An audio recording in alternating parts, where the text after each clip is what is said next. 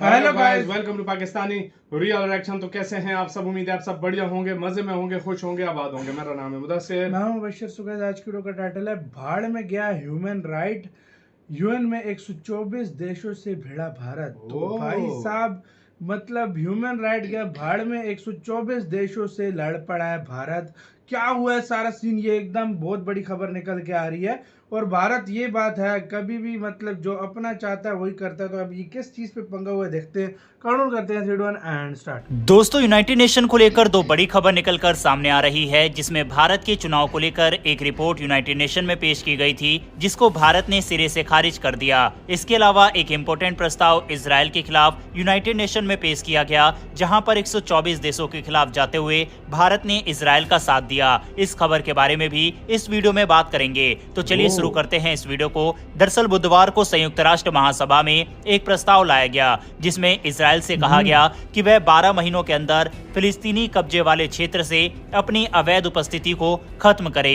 इस प्रस्ताव पर 193 देशों की महासभा में वोटिंग हुई, जिसमें 124 देशों ने इसके पक्ष में वोट किया, 14 ने इसके खिलाफ और 43 देशों ने मतदान से दूरी बनाई, जिसमें भारत भी शामिल था। भारत के अलावा Australia, Canada, Germany, Italy, Nepal, Ukraine, United kingdom जैसे देशों ने भी मतदान में भाग नहीं लिया। वहीं इजराइल और अमेरिका ने इस प्रस्ताव का विरोध किया।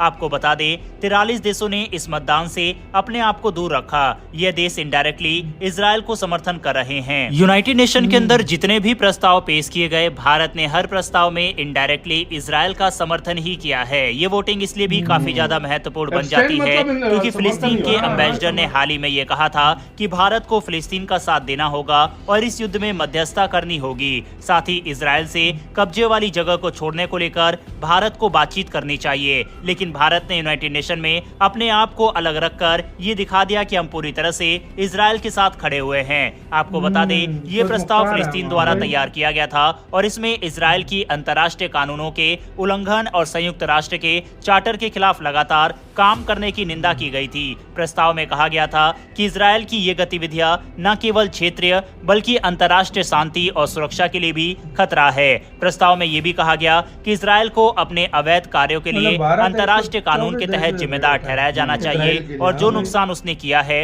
उसके लिए मुआवजा भी देना होगा। वहीं इसके अलावा यूनाइटेड नेशन जनरल असेंबली की तरफ से ये साफ कहा गया कि इमीडिएट तौर पर एक्शन लेते हुए इजराइल को इस युद्ध को तुरंत खत्म कर देना चाहिए। हालांकि यूनाइटेड नेशन पिछले काफी समय से ये मांग कर रहा है, लेकिन इजराइल रुकने का नाम नहीं ले रहा और उसको इस तरह के प्रस्ताव से जरा भी फर्क नहीं पड़ रहा। साथ ही जिस तरह से अमेरिका सहित उसके मित्र देश इजराइल के साथ खड़े हुए हैं, इससे इजराइल को काफी सपोर्ट मिल रहा है इस युद्ध को आगे कैरी करने के लिए। जहां अमेरिका के द्वारा लगातार हथियारों की भारी मात्रा में सप्लाई इजराइल को की जा रही है, तो वहीं बैकडोर चैनल के थ्रू भारतीय हथियार भी इजराइल पहुंच रहे हैं, जिस पर कई देशों ने आपत्ति जताई थी। हालांकि ऑफिशियल तौर पर भारत ने इस बात को कभी नहीं माना कि भारत इजराइल को हथियार बेच रहा है। लेकिन जिस तरह से भारत के सुप्रीम कोर्ट में इसको लेकर केस किया गया था और इजरायली मीडिया और वहां के जर्नलिस्ट की तरफ से ये माना गया कि भारत हथियारों को लेकर इजराइल की मदद कर रहा है, इससे साफ जाहिर होता है कि इस समय भारत इजराइल की न सिर्फ यूनाइटेड नेशन वगैरह में सपोर्ट कर रहा है, बल्कि हथियार वगैरह में भी सपोर्ट कर रहा है। और करे भी क्यों ना, चाहे करगिल का युद्ध हो या फिर चीन या पाकिस्तान के साथ तनाव, इजराइल ने हमेशा भारत को सपोर्ट किया है। साथ ही अपने अत्याधुनिक हथियार भारत को दिए हैं। बहरहाल भारत के द्वारा इस प्रस्ताव से अपने आप को दूर रखने का फैसला क्या सही है या फिर नहीं, इस पर अपनी राय कमेंट बॉक्स में लिखकर बताइएगा। बढ़ते हमारी अगली खबर की तरफ, और ये खबर यूनाइटेड नेशन में भारत के खिलाफ पेश की गई एक रिपोर्ट को लेकर है। दरअसल हाल ही में जिनेवा में हो रही मानवाधिकार परिषद की 57वीं बैठक में भारत ने यूनाइटेड नेशन की एक रिपोर्ट को सिरे से खारिज कर दिया, जिसमें भारतीय चुनाव पर सवाल उठाए गए थे। भारत की स्थायी मिशन की फर्स्ट सेक्रेटरी अनुपमा सिंह ने साफ तौर पर कहा कि ये रिपोर्ट असलियत से कोसों दूर है और इसमें निष्पक्षता की कमी दिखती है। उन्होंने बताया कि भारत दुनिया का सबसे बड़ा लोकतंत्र है और यहाँ चुनाव स्वतंत्र और निष्पक्ष होते हैं, जो जनता की इच्छाओं को दर्शाता है। अनुपमा सिंह ने कहा कि हमें इस रिपोर्ट में दिए गए सुझाव बेतुके और वास्तविकता से कटे हुए लगे। उन्होंने यूएन की वर्किंग ग्रुप से आग्रह किया कि वह रणनीतिक एजेंडों के झांसे में न आए और अपनी रिपोर्ट तैयार करते समय निष्पक्षता और कोड ऑफ कंडक्ट का पालन करे।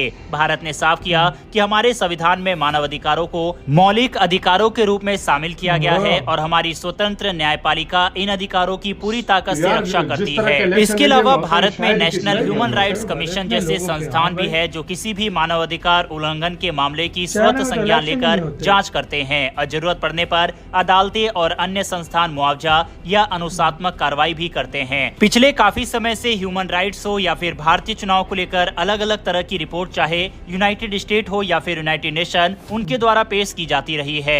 ऐसे में भारत के द्वारा अब इसके ऊपर तगड़ा रुख लेते हुए कड़ा जवाब यूनाइटेड नेशन में दिया गया है। बहरहाल यूनाइटेड नेशन से निकल कर आई इन दोनों खबरों के ऊपर अपनी राय कमेंट बॉक्स में लिखकर बताइएगा। फिलहाल इस वीडियो में इतना ही, फिर मिलेंगे डिफेंस और वर्ल्ड अफेयर से जुड़ी ऐसी एक नई वीडियो के साथ। धन्यवाद, जय हिंद। इसी के साथ तो यार वीडियो खत्म। ओरिजिनल वीडियो का लिंक मिल जाएगा डिस्क्रिप्शन में। यार सीधी सी बात है, 124 देशों जितने भी भारत ने जो करना था वो कर दिया है। एक तरह से अब्सटेन जो होता है एक तरह से सपोर्ट ही होता है, बिल्कुल, मतलब ना हम किसी के पक्ष में नहीं लेंगे, हम मतलब जो है ना उसके खिलाफ भी नहीं में जाएंगे, एक तरह से खिलाफ बताया भी नहीं कि जाएंगे। इजराइल को हाँ भाई हमारा सपोर्ट है, और आपको सुनने में आता है काफी वो हथियारों से भी भारत मदद करता रहता है। और दूसरी तरफ फिर वो जो एक प्रस्ताव था उसको भी ठुकरा दिया भारत ने, बोला हम भाई ह्यूमन राइट्स का भी बोला है, और दूसरा उन्होंने ये भी बोला है कि भाई जो उधर इलेक्शन हुए हैं उसमें कोई हेर फेर हुआ है, लेकिन मेरी नजर में भारत नामुमकिन सी बात है, नामुमकिन सी बात है। हेर फेर होता ना तो ये जो बीजेपी की सीट्स हैं वो पहले से कम ना हो जाती, उल्टा ज्यादा होती। क्या बेवकूफ है यार, इन लोगों के अंदर अक्ल नाम की चीज और नहीं है। सबसे मेन बात ये है कि यार पूरी दुनिया में मैं कहता हूँ अगर सबसे बेस्ट किस्म के और सबसे बड़े इलेक्शन होते हैं वो इंडिया में होते हैं, और मजे की बात इंडिया में अपोजिशन भी अपनी हार मान जाती है। ये नहीं यहाँ तक कि ट्रम्प कोई रोला नहीं डाला, ट्रम्प आ रहा था वो पंगे लेने शुरू कर दिए थे उसने भाई कि मैं नहीं मानता इलेक्शन। देखो भारत में ये नहीं होता।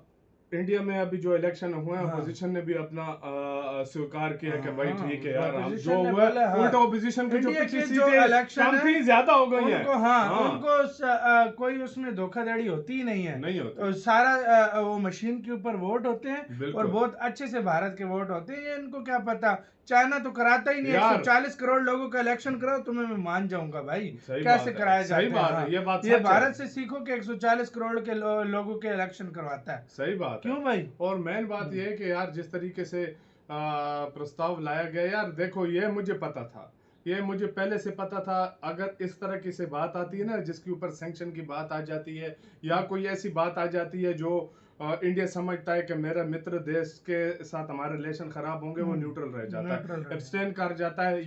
यही सेम सिस्टम रशिया के खिलाफ भी हुआ था, यही सेम सिस्टम इजराइल के खिलाफ भी हुआ है। और कोई कंट्री किसी को प्रेशर नहीं कर सकता भाई, जिसने वोट डालना है डाले, जिसने नहीं डालना नहीं डाले, सिंपल सी बात है यार। तो आपका इसके ऊपर क्या कहना है, अपनी राय कमेंट सेक्शन में दें। आप क्या सोचते हैं, अपना बहुत ज्यादा ख्याल रखना तो यार।